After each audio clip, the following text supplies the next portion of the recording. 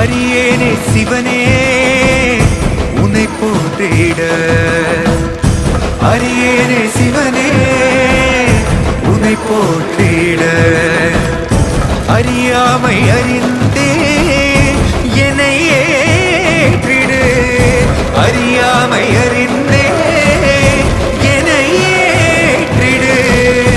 உன்னுள்ளே என்றும் வாழ்பவனை, மாயத்தின் வாயில் வீழ்பவனை நீயே காப்பாற்று.